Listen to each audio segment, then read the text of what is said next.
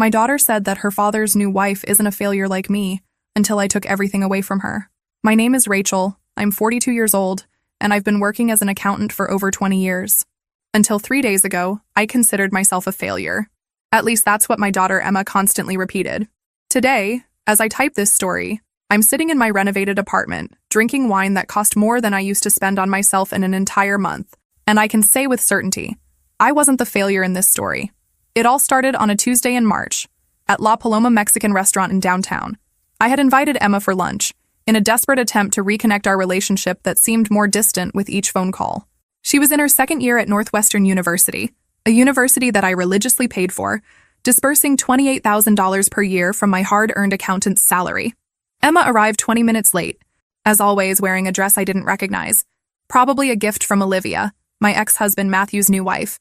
She barely greeted me, already sitting down and fiddling with her phone as if I were an inconvenient interruption in her schedule. "Mom, I need to talk to you about the car," she said, without even raising her eyes from the screen. "That Toyota you gave me is embarrassing me on campus. Olivia said she can help me get something better." I felt my stomach twist. That 2019 Toyota Corolla wasn't new, but it was in perfect condition and had cost $15,000 from my savings. "Emma, that car is reliable and safe. You should be grateful for—" "Grateful?" She finally raised her eyes, and the expression I saw there cut me like a knife. "Mom, you don't understand. Olivia drives a convertible Mercedes. She understands what it means to have style, unlike you." I tried to stay calm, ordering our drinks from the waitress who approached. But Emma wasn't finished. For the next 40 minutes, as we ate, she made a point of comparing every aspect of my life with Olivia's. My modest 2-bedroom house versus the mansion that Matthew and Olivia had bought. My practical Target clothes versus the designer pieces Olivia wore. My useful gifts versus the expensive spa days that Olivia financed. "You know, Mom," she said, chewing her quesadilla, "sometimes I wonder how you and Dad ended up together. He clearly evolved, found someone who understands what success in life is. Olivia has class, has ambition. She's not a failure like—" She stopped, looked around, and realized other people were listening. But the damage was done. The word failure echoed across the table like a slap in the face. "Like me," I completed, my voice coming out lower than I intended. Emma shrugged, as if she were just stating an obvious fact. "Don't take it personally, Mom. It's just that Olivia really has it all together. She's inspiring." I paid the bill in silence, ignoring the curious glances from other customers. I dropped Emma off at the dorm without saying a word, and drove home with trembling hands on the wheel. That night, sitting alone in my kitchen, looking at the piles of bills I paid monthly, including my ungrateful daughter's university tuition, I finally understood something I had denied for 4 years. 4 years. That was how long it had been since Matthew left me for Olivia, his 28-year-old secretary. 4 years since my life had become a roller coaster of alimony payments, educational expenses, and the slow erosion of my self-esteem. 4 years watching Matthew rebuild his life with a woman who hadn't contributed a penny to raising our daughter, but who now reaped all the benefits of being the fun mom. I remember perfectly the day he left me. I was organizing Emma's 16th birthday party, worried about every detail, when he simply announced that he had found his true happiness. Olivia was pregnant, a pregnancy that, I later discovered, had begun months before he told me about the affair. The divorce process was brutal. Matthew, who had been a mediocre husband and an absent father, suddenly became man of the year. He fought for custody, not because he wanted to be a father, but because Olivia had painted a fantasy of perfect family in his mind. I ended up with shared custody, but in practice, Emma spent more and more time at his house. The house that I had helped pay for during 15 years of marriage became his and Olivia's property. I moved to a rented apartment and watched my teenage daughter become dazzled by the glamorous life that Olivia offered. Spa days, shopping at expensive boutiques, vacations at resorts, all financed by the salary that Matthew earned as a sales manager, the same job he had throughout our marriage, but which now, mysteriously, seemed to yield much more. What Emma didn't know, and what I never had the courage to tell, was that I paid much more than just her education. The divorce agreement stipulated that I pay child support until she turned 21, as well as cover all medical, educational, and transportation expenses.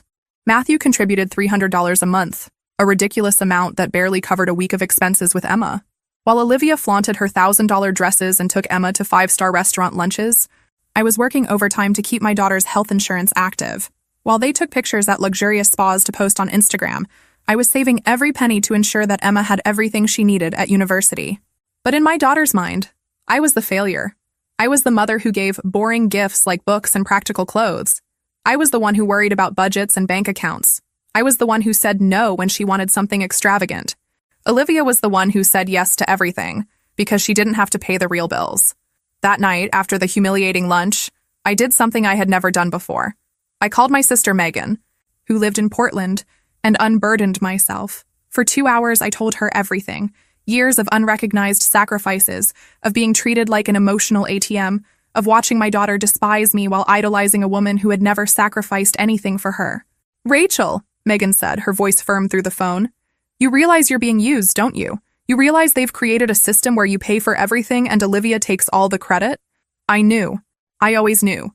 But admitting it meant admitting that I had failed as a mother, that I had raised a daughter who didn't respect me. It meant admitting that 20 years of sacrifices had been in vain. "What do I do, Megan? She's my daughter. I can't just stop." "Of course you can," she interrupted me. "Emma is 20, Rachel. She's an adult. And adults need to understand that actions have consequences." I hung up the phone at 2 a.m, but couldn't sleep. I stayed in the kitchen, drinking tea and looking at the laptop open on the table. On the screen were all the bills I paid monthly: university tuition, car insurance, health insurance, credit cards she used for emergencies that included expensive clothes and dinners at restaurants that I could never afford for myself. At 4 a.m, I made a decision that would change our lives forever. I opened each of the online accounts and started making changes. I canceled the additional credit card. I called the university and froze future payments. I canceled the car insurance. And lastly, I used the tracking app to locate the Toyota that was parked at Emma's dorm. At 6 a.m, I drove to Northwestern with a tow truck I had rented. I found the car exactly where the GPS indicated. Using my spare key, I started the engine and put it on the tow truck. Some students looked on curiously, but nobody questioned a middle-aged woman recovering her own vehicle. When I got home, it was dawning. I put the Toyota keys in the kitchen drawer and went to take a shower. For the first time in 4 years, I felt something I had completely forgotten: control. I was in control of my own life. The first call came at 9 a.m. Emma was hysterical. "Mom, my card isn't working." I tried to buy coffee and it was declined. "And where's my car? It's not in the parking lot." I was at the office reviewing tax spreadsheets when I answered. My voice came out calmer than I expected. "I canceled the card, Emma, and I recovered the car." "What? You can't do that. I need those things." "You need or you want?" I asked, continuing to type. Because until yesterday, from what I understood, I was just a failure who didn't understand anything about success in life. So I thought, maybe Olivia, who is so successful and inspiring, can help with these responsibilities. There was silence on the other end of the line. Then the crying began. Not the crying of a hurt child, but the manipulative crying that Emma had perfected since adolescence. "Mom, you can't do this to me. I have exams next week. I need to concentrate on my studies." "Great," I answered. "Studying is exactly what you should be doing at university, not spending money on expensive restaurants and designer clothes. But how am I going to get places? How am I going to eat?" I sighed.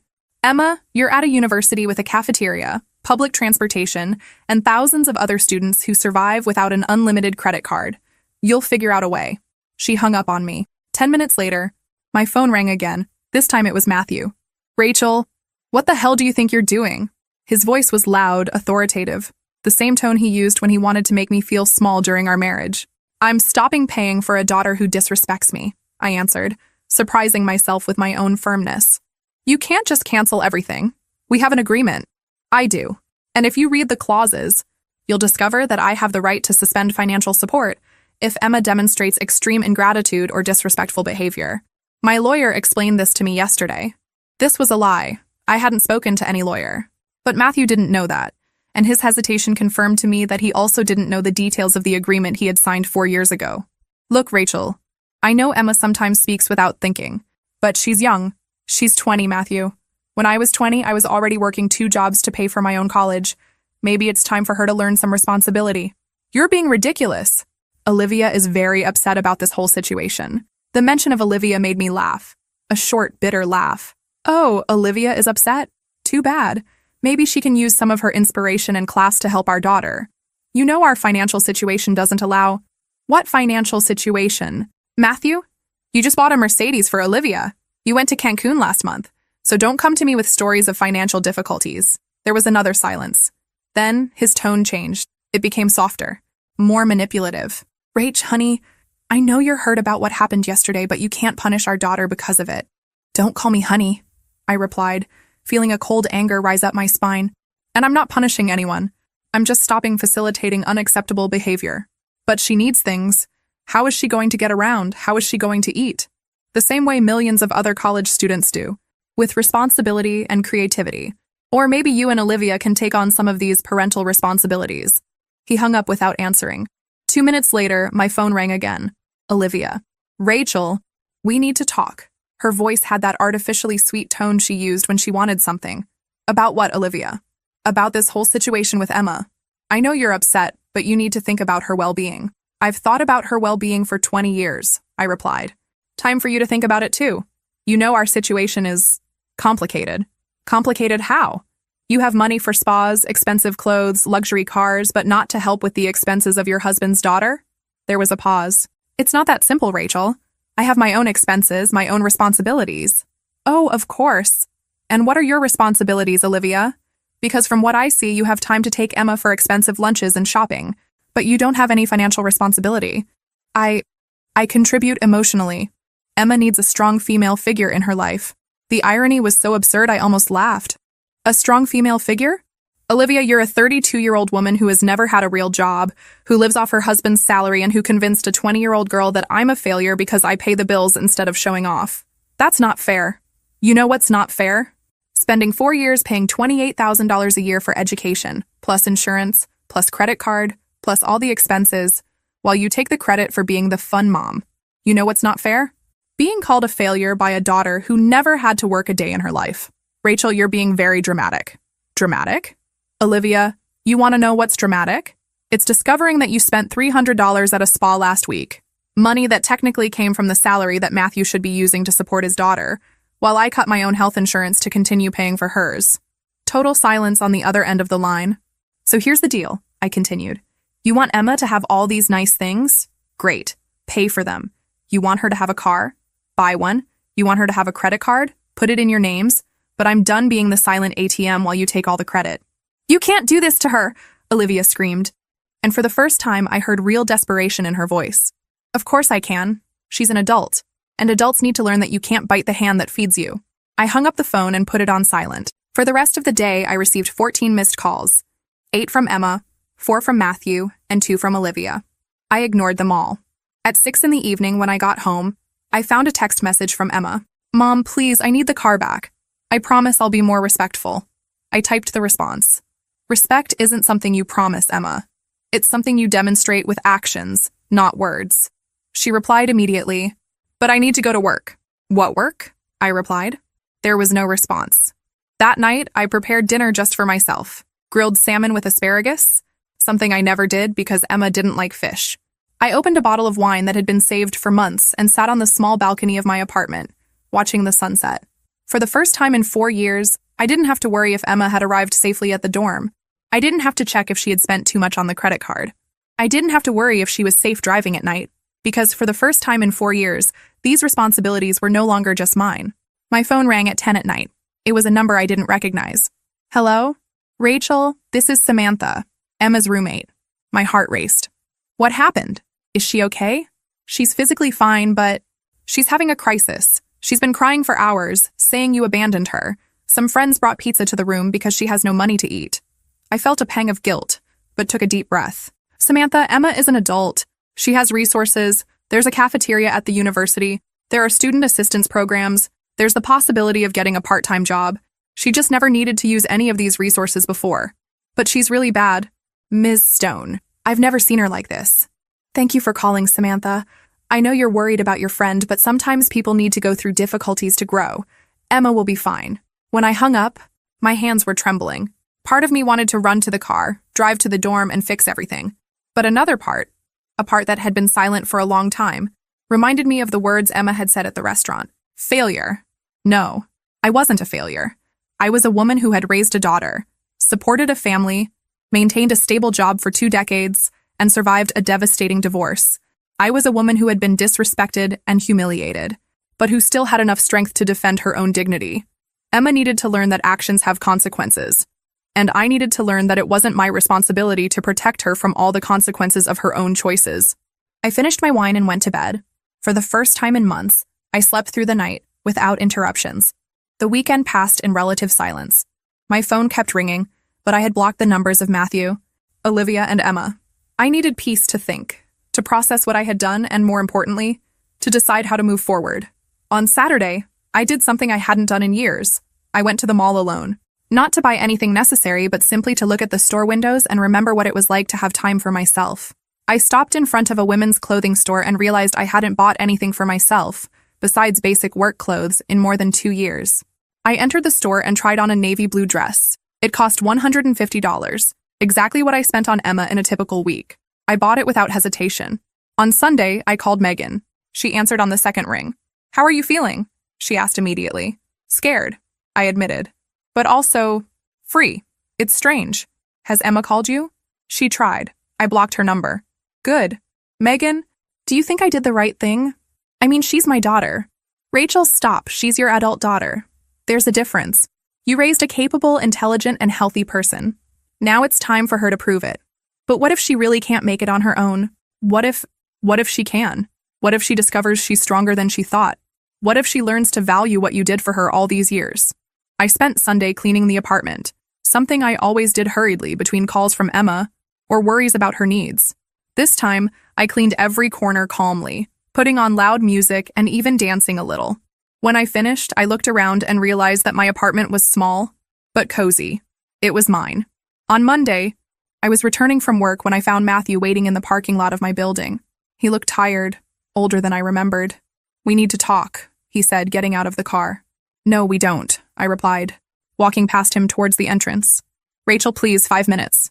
I stopped, but didn't turn around. 5 minutes. "Emma is desperate. She can't go anywhere. She has no money for anything beyond the cafeteria." "Which is exactly what millions of students do," I interrupted. She called Olivia crying, asking for financial help. That caught my attention. I turned to face him. "And?"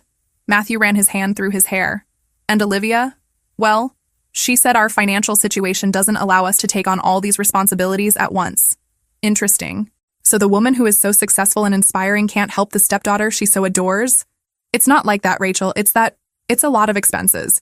$28,000 a year plus insurance, plus credit card, plus car." "Exactly," I said, feeling a cold satisfaction. "It's a lot of expenses. Expenses that I assumed alone while you enjoyed the benefits. But you always handled it. You have a stable job. I have a stable job because I worked for it. I pay these bills because I made that choice. But now I'm making a different choice. Rachel, be reasonable. You can't just abandon our daughter." "I didn't abandon anyone. I stopped facilitating her disrespectful behavior and your dependence." "There's a difference." Matthew was silent for a moment. Then he tried a different approach. "Look, I know Emma said things that hurt you. She was wrong. But she's young. She didn't mean—" "Of course she meant it," I interrupted. "She meant every word. And you know why? Because you and Olivia spent 4 years brainwashing her, making her believe that I am inferior to you because I pay the bills instead of showing off. That's not— It's true. Matthew, you created a system where I'm the boring mom who says no and worries about money, while Olivia is the fun mom who says yes to everything. But you forgot one detail. I'm the one who makes it possible for Olivia to say yes." He didn't answer. He knew I was right. "So here's what's going to happen," I continued. "You want Emma to have all these perks? Great. Pay for them. You want her to respect me? She's going to have to earn that back. Because I'm done being treated like a failure by people who depend on me. And if we can't pay for everything, then you'll have to make choices, won't you? Just like me.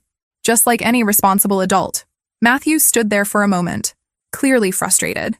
"Rachel, you're being cruel." "Cruel?" "Matthew, cruel is spending 4 years letting our daughter disrespect me. Cruel is allowing your wife to humiliate me indirectly through our daughter. Cruel is treating me like an ATM while taking all the credit for being the cool parents. We never— Of course you did. When was the last time Emma thanked me for paying for her education? When was the last time she acknowledged that I sacrificed my own quality of life to give her opportunities that I never had? When was the last time you included me in any important decision about her life?" He couldn't answer because we knew the answer was never. "So, no, Matthew, I'm not going back. Emma is an intelligent and capable adult. Time for her to prove it." He left without saying anything else. I went up to my apartment and prepared dinner, feeling strangely at peace.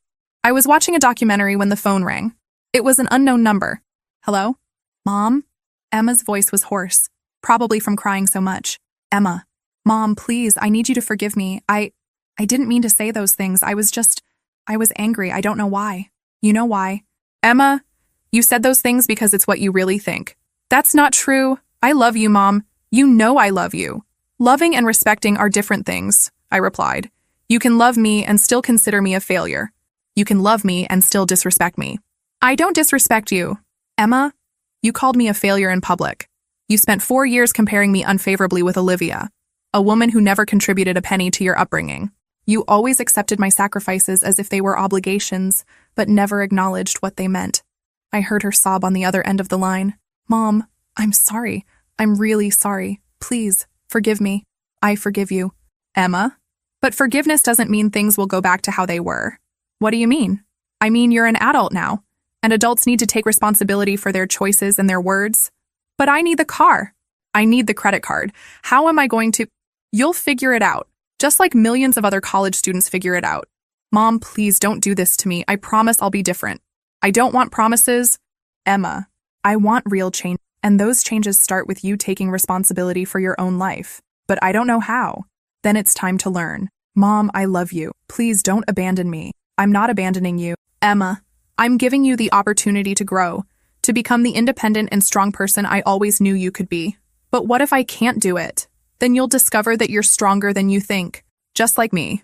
I hung up the phone and cried. I cried because it hurt. I cried because it was necessary. I cried because for the first time in 20 years I had chosen my own dignity instead of making life easier for my daughter.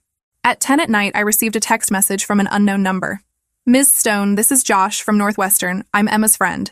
She asked me to tell you that she got a part-time job at the university library. She wanted you to know. I smiled through the tears. Maybe it would work. Maybe she really was stronger than I thought. 3 weeks passed. Emma called regularly, but our conversations were different. She didn't ask for money directly, but always mentioned her difficulties. How hard it was to work in the library for just $12 an hour. How humiliating it was to use public transportation. How her friends were beginning to notice that she could no longer participate in expensive social activities. On a Thursday night, she called crying again. This time it seemed different. More desperate. Mom, I can't take it anymore. I'm exhausted from working and studying. I barely have time to sleep. My classmates are getting better grades because they can dedicate themselves just to studies. I'm harming my future because of your hurt pride. My hurt pride? I repeated, feeling the familiar anger rise. Yes, you're punishing me because I hurt your feelings. But that's not fair, Mom. I'm your daughter. You should support me unconditionally. Unconditional support, I muttered. Emma, do you know how many times I worked late to pay your bills? How many times I canceled personal plans to meet your needs? How many times I sacrificed things I wanted to ensure you had everything? I know, Mom, and I'm grateful. No, you're not. You never were. You always accepted my sacrifices as if they were natural obligations, as if I owed this to you. But you do. You're my mother. And there it was, the raw truth she had never admitted before. I owed her. I owed her everything, simply for existing. Emma, I said, my voice becoming firmer, I raised you for 20 years. I supported you, educated you, protected you, and loved you. I fulfilled all my obligations as a mother. You are an adult now. My obligations have ended. You can't do this. Other mothers don't do this. Other daughters don't call their mothers failures in public, I replied. I've apologized for that 1,000 times. Apologizing doesn't undo what was said, Emma. It doesn't undo years of disrespect and ingratitude. So that's it? You're going to punish me forever? I'm not punishing you. I'm giving you the chance to grow, to become independent, to value the things you have. But I don't want to be independent yet. I want to finish my education in peace. And you can. There are student loans, scholarships, assistance programs. There are many ways to pay for an education that don't involve depending on the failure mother. Mom, please. No, Emma. My decision is final. You are an intelligent and capable adult. Prove it. I hung up the phone and realized I no longer felt guilt. I felt something different. I felt relief. The next morning, I was having coffee when I received a call from Olivia. This time, she wasn't trying to be sweet. Rachel, this needs to stop. You're being ridiculous. Good morning to you too, Olivia. Emma is suffering. She's working until she's exhausted. Her grades are falling. Her grades are falling? Interesting. She told me she was working 12 hours a week at the library. That barely counts as part-time. Well, she's under a lot of emotional stress. Emotional stress from having to take on responsibilities like an adult? You're being cruel. Rachel. A real mother wouldn't do this. A real mother, I repeated. Olivia, do you want to know what a real mother does? A real mother wakes up at 5 in the morning to work overtime to pay for her daughter's education. A real mother gives up vacations, new clothes, dinners at restaurants to ensure her daughter has everything she needs. I know you sacrificed. You don't know anything. You spent 4 years playing fun mom with the money I earned. You took my daughter to spas that cost more than I spend on myself in 6 months. You bought clothes for her that cost more than my rent. I was being generous. You were being generous with my money. Because every dollar Matthew spent on you was a dollar he wasn't contributing to Emma's expenses. Olivia was silent for a moment. Look, Rachel, I understand that you're upset, but you need to think about what's best for Emma. I am thinking about what's best for her. For the first time in 20 years, I'm thinking about what's really best for her in the long run. And what's best for her is to suffer.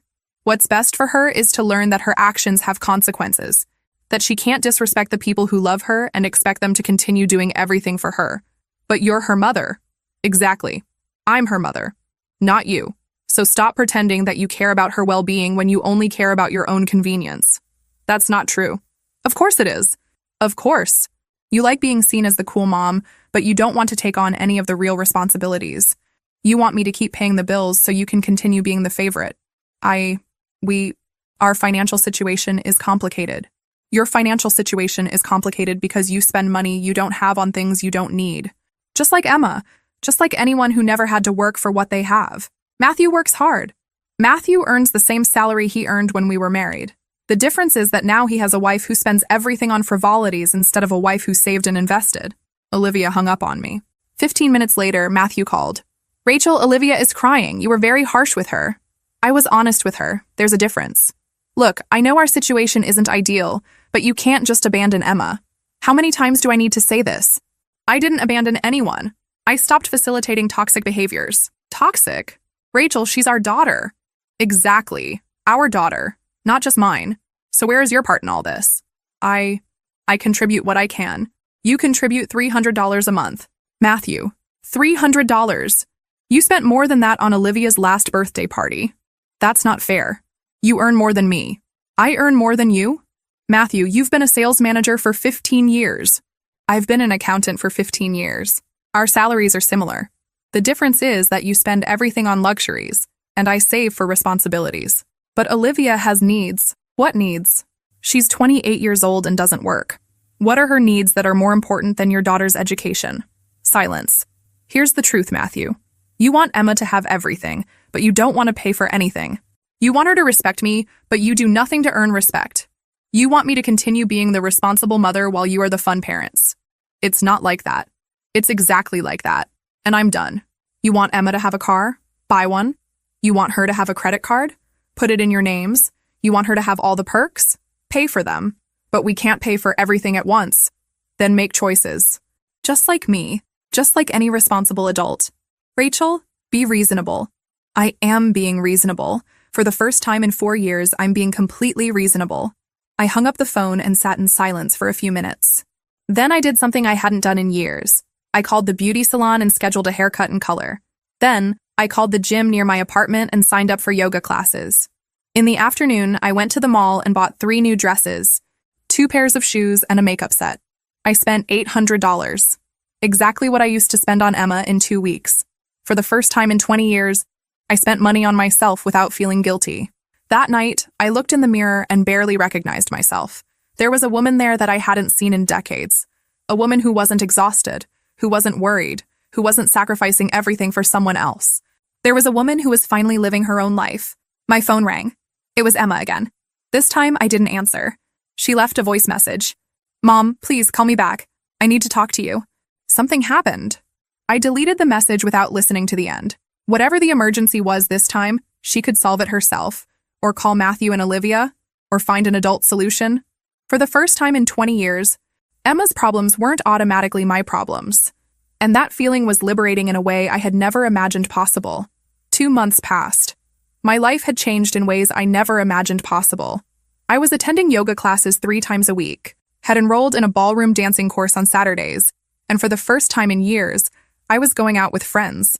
Melissa, my coworker, invited me for happy hour on a Friday. I always declined these invitations because I needed to be available for Emma's calls. This time I said yes. Rachel, you're different. Melissa commented as we drank martinis in a sophisticated downtown bar. More present. More you. More me, I repeated, smiling. Funny, I had forgotten who me was without just being Emma's mom. And how does it feel? Scary, I admitted, but also free. It was that night that I met Steve. He was at the bar with coworkers, was an architect, 45 years old, and had a smile that made me feel butterflies in my stomach for the first time in a decade. Can I offer you a drink? He asked when Melissa went to the bathroom. I already have one, I replied, raising my martini. Then can I keep you company while you finish it? We talked for 2 hours. He was intelligent, funny, and treated me as if my opinions were important. When he asked for my number, I hesitated for only a second before saying yes. Do you have children? I asked when he called me the following Sunday. I have a 16-year-old son. He lives with his mother, but I spend weekends with him. And you? I have a 20-year-old daughter. She's in college. Ah, so you're in the empty nest phase. How are you handling it? Better than I expected, I answered, and realized it was true. Our first date was dinner at an Italian restaurant. Steve was a gentleman, opened the car door for me, pulled out my chair, and asked about my work, my hobbies, my dreams. How long had it been since someone asked about my dreams? You seem surprised, he commented when I told him about my recent promotion at work. Surprised about what? About the fact that someone is interested in you as a person, not just as a mother. He had hit the nail on the head. During our marriage, Matthew never showed real interest in me as an individual. I was the wife, the mother, the person who organized his life. My identity had become totally defined by what I did for others. You're right, I admitted. It's been a long time since someone has seen me as Rachel, just Rachel. Well, I'd like to get to know this Rachel better, he said, taking my hand. Meanwhile, Emma's calls continued, but were less frequent. She had stopped crying and begging, replacing this with a more resentful tone. Mom, I hope you're happy, she said on a Tuesday night. I got a student loan to cover the expenses you refused to pay. Great, I replied. That's exactly what you should have done from the beginning. You don't understand. I'll leave college owing $50,000. This will affect my entire life. Emma, most college students leave owing money. It's normal. But it didn't have to be this way. You could have continued helping. I could have. But I chose not to. Why? Just to punish me? To teach you independence. To teach you responsibility. To teach you that you can't treat people badly and expect them to continue making your life easier. But $50,000. Mom! It's less than I've already spent on you in the last 2 years, I replied calmly. And at least now you'll value your education because you're paying for it. You've changed, she said, and there was something different in her voice. It was no longer desperation or anger. It was recognition. Yes, I changed. And that change is permanent. I'm going to have to work for years to pay this off. Welcome to adult life, Emma. She hung up without saying goodbye. I wasn't bothered by it. She was beginning to understand that her situation wasn't temporary, that I wouldn't go back on my decision, that she really would have to take responsibility for her own life. 3 weeks later, I was leaving the cinema with Steve when my phone rang. It was Matthew. Rachel, we need to talk urgently. No, we don't, I replied, but there was something in his voice that made me hesitate. What happened? Olivia is pregnant again. I stopped in the middle of the sidewalk. And our financial situation is going to get even more complicated. We won't be able to help Emma with anything in the coming years. Matthew, that's not my problem. But it's Emma's problem. She's counting on our help. Then maybe you should have thought about that before deciding to have another child. Rachel, be understanding.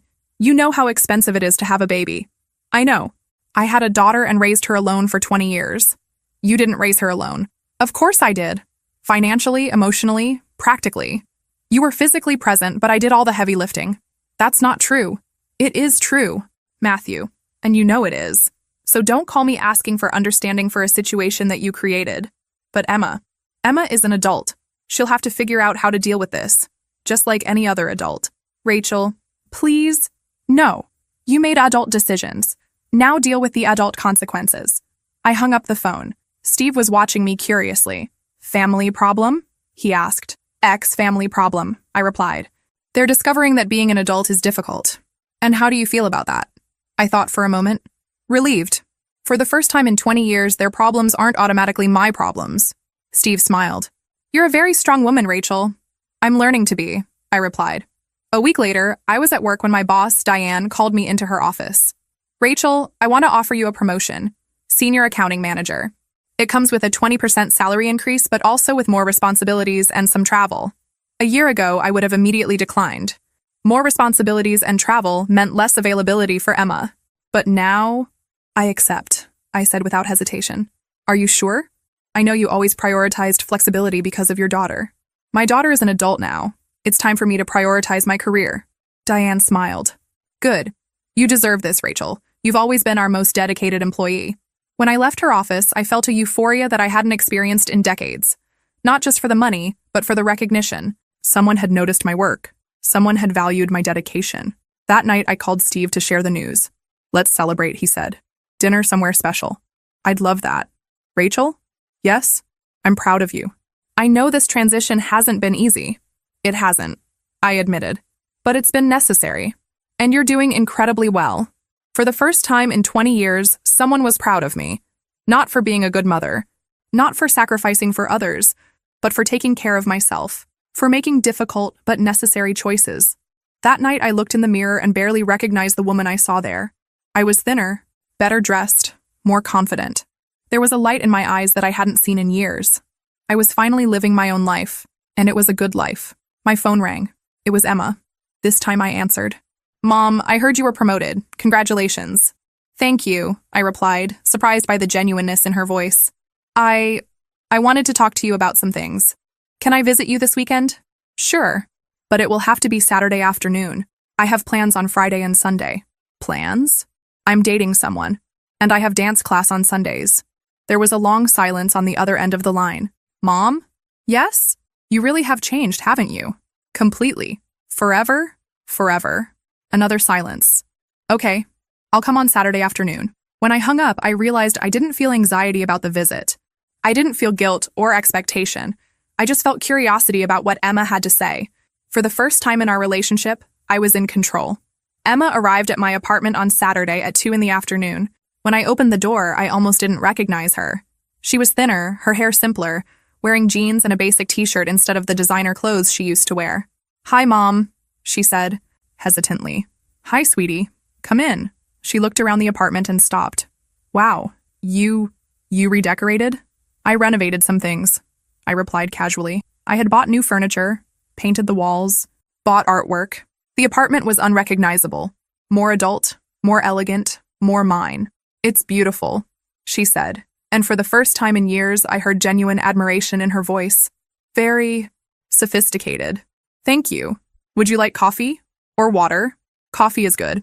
I prepared coffee in my new machine, a gift I had bought for myself, and we sat in the living room. Mom, I wanted to apologize to you, Emma began, her hands shaking slightly. Not just for what I said at the restaurant, but for everything, for how I treated you all these years. It's okay, I replied, keeping my voice neutral. No, it's not okay. I was horrible to you. I said terrible things, I disrespected you, I treated you as if you were an employee, not my mother. You're right, I agreed. You treated me badly. She seemed surprised by my direct honesty. I think I didn't realize how much you did for me, how much you sacrificed. Didn't realize or didn't want to realize? Probably didn't want to, she admitted. It was easier to see you as the boring mom who worried about money than to acknowledge that you were holding my entire life in your hands. And now I'm living on my own for the first time. I'm working 20 hours a week, studying, paying my own bills, and it's much harder than I imagined. Welcome to adult life. Mom, I understand why you did what you did. You were trying to teach me responsibility. I was trying to teach myself self-respect, I corrected. Responsibility is a bonus. Emma was silent for a moment. You're really not going to go back on this, are you? No. Even if I beg? Even if I promise I'll be different?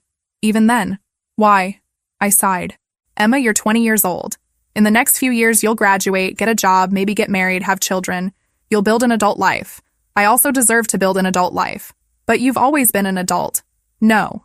I've always been a mother. There's a difference. In the last 6 months, for the first time since you were born, I'm being Rachel. Not Emma's mom, just Rachel. And I like who Rachel is. And who is Rachel? I smiled. Rachel is a woman who works hard, who has professional ambitions, who likes to dance, who is in a healthy relationship, who has friends, who spends money on herself without feeling guilty.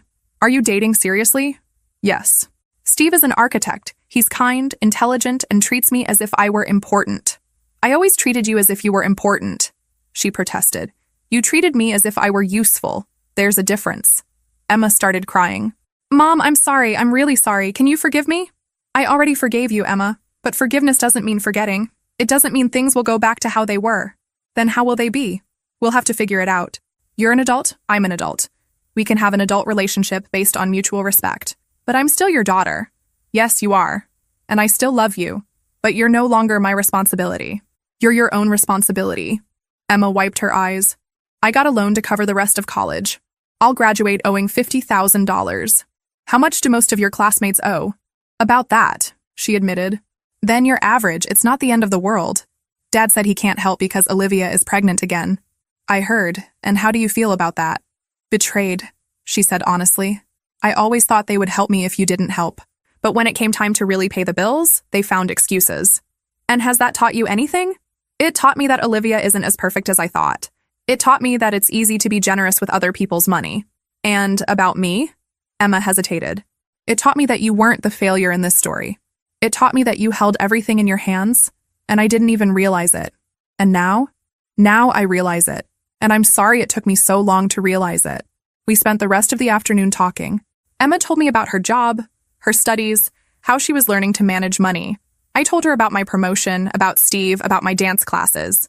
You seem happy, she observed when she was getting ready to leave. I am happy, I replied, for the first time in a long time. Do you think we can try to have a normal relationship? As adults? We can try, I agreed. But it will be different. Emma, I won't be your financial safety net anymore. I won't put my life aside for your needs anymore. I won't accept disrespect anymore. I understand, she said, and I accept. We'll see, I replied.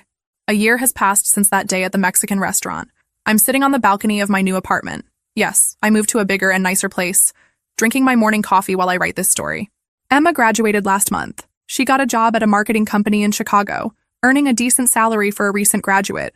She still owes the $50,000 in student loans, but she has a plan to pay them off in 10 years. She's living with 2 coworkers in a small but tidy apartment. Our relationship has completely changed. We talk once a week, always on Sunday afternoon. She tells me about work. I tell her about my life. There's no more drama, no more requests for money, no more comparisons with Olivia. There's mutual respect. Last month, she sent me a Mother's Day card. Inside, there was a 3-page letter thanking me for everything I did for her over the years. She wrote, Mom, I know I was terrible to you for a long time. I know I didn't value your sacrifices. I know I hurt you deeply. But I want you to know that today, at 21, I finally understand what you did for me. You gave me everything. Education, opportunities, unconditional love. And when I disrespected you, you still gave me the most important lesson of my life, that I am strong enough to take care of myself. Thank you for not giving up on me, even when I gave up on you. I cried when I read it. Not from sadness, but from relief. My daughter had finally grown up. Steve and I are engaged. He proposed last month, during a trip to Napa Valley. A trip I would never have taken when all my energy and money were dedicated to Emma. We're getting married in the fall, in a small and elegant ceremony. Emma was genuinely happy when I told her about the engagement. Mom, you deserve to be happy, she said. You deserve someone who values you. There was no jealousy, no drama, just adult support. Matthew and Olivia had their second child, a boy they named Ryan. I heard they're having financial difficulties. Olivia had to go back to work part-time at a department store. The reality of life with 2 children, a high mortgage and excessive spending, finally caught up with them.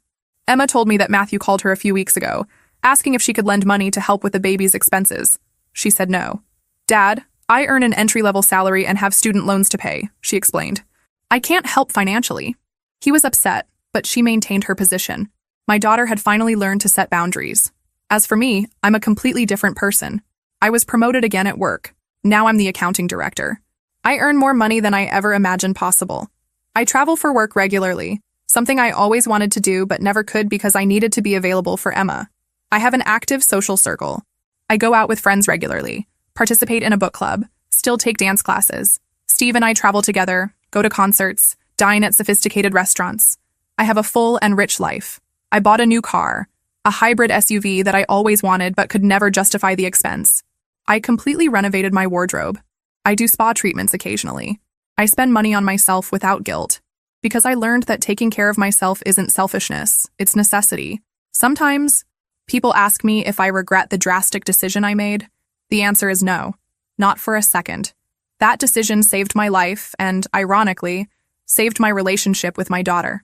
If I had continued facilitating Emma's behavior, she would never have learned independence. She would never have developed self-respect or respect for me. She would never have become the strong and capable woman she is today. And I would never have discovered who Rachel really is when not entirely defined by the role of mother. Today, as I write these words, I can say with certainty, I wasn't the failure in this story. I was the woman who made impossible sacrifices for 20 years, and when disrespected, had enough courage to say no more. I was the woman who chose her own dignity above others' convenience. I was the woman who realized that loving someone sometimes means letting them face the consequences of their own actions. I was the woman who decided that she deserved to be treated with respect. And today, at 43, I am the woman who is finally living the life she deserves. My name is Rachel. I am an accountant, fiancée, friend, dancer, traveler, and yes, mother. But today, being a mother is just a part of who I am, not the entirety of my identity. And that, I discovered, makes me not just a happier woman, but a better mother. Sometimes the greatest lesson you can teach someone is that you won't always be there to solve their problems. Sometimes, the greatest love you can show is refusing to facilitate someone's weakness. I'm not a failure. I never was. I just took 42 years to realize it. And now that I realize it, no one will ever make me forget again.